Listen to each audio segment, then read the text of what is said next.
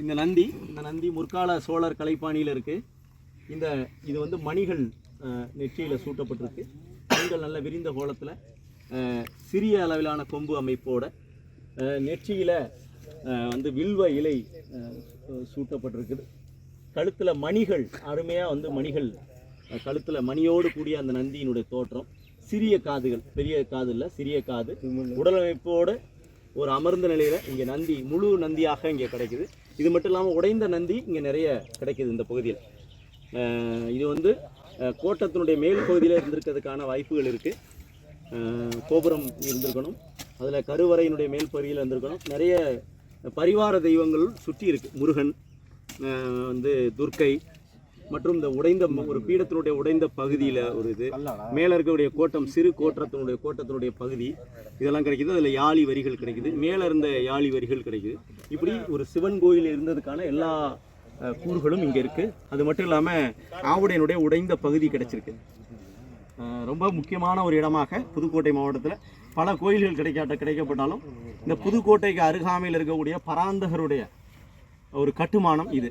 இதில் ஒரு சிறப்பு என்னன்னு கேட்டிங்கன்னா, பராந்தக சோழன் 3வது ஆட்சி ஆண்டில் மதுரை படையெடுத்து போய் மதுரை கொண்டன்னு பட்டம் பெறான். அந்த 3ஆம் ஆட்சி ஆண்டிலேயே தான் எனக்கு இந்த கோயில் செய்யப்பட்டிருக்கு. ஆனால் மதுரை கொண்டன்னு வரல. அதனால் மதுரை கொண்டன்னு வராததுனால இந்த கோவில் வந்து மதுரையை வெற்றி பெறுவதற்கு முன்பாக கட்டப்பட்டிருக்கணும்னு அனுமானிக்க முடியுது.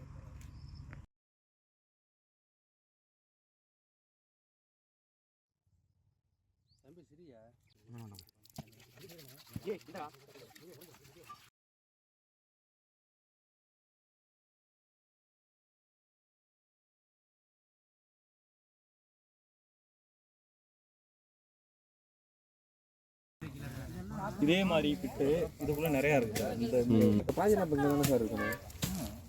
இதுல இருந்து கல்லூரி அந்த லிங்கத்துல சுத்தி மூணு பார்த்து அடிப்பீடு.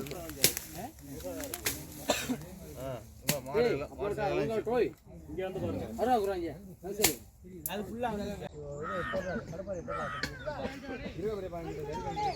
மனித முகமும் அது சிங்க தலையும் இது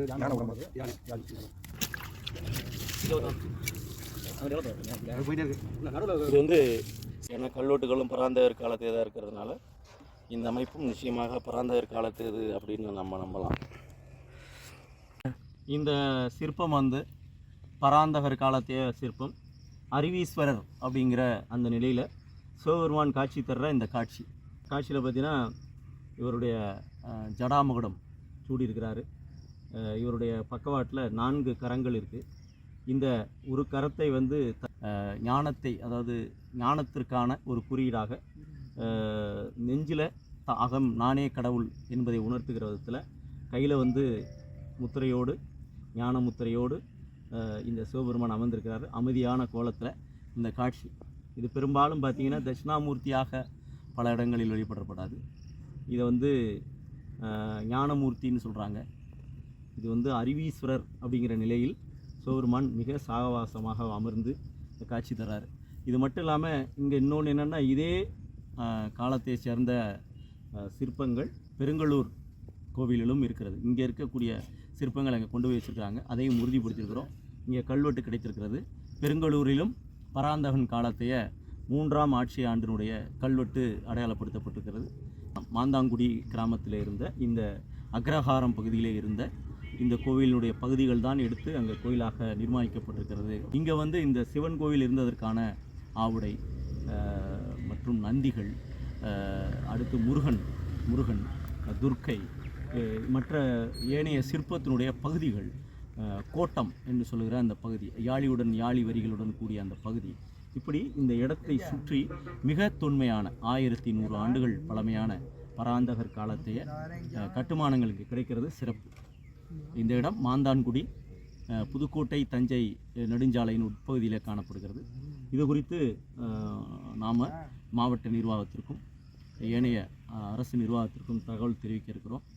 நிச்சயமாக இந்த இடங்கள் பாதுகாக்கப்பட வேண்டும் என்று இந்த ஊர் மக்கள் சார்பாக கேட்குறோம். இந்த இடத்தை கலாய்வு செய்வதற்கு கடந்த ஒரு 10 ஆண்டுகளாக இங்கே இருக்கக்கூடிய மக்கள் நமக்கு தொடர்ச்சியாக ஒத்துழைப்பு கொடுத்ததுனாலையும், இந்த இடத்த தொடர்ச்சியாக வேறு யாரும் வந்துடாமல் பாதுகாக்கிறதுனாலையும் இந்த இடம் பாதுகாக்கப்பட்டிருக்கு. நிச்சயமாக இந்த இடம் தொடர்ச்சியாக பாதுகாக்கப்படணும்.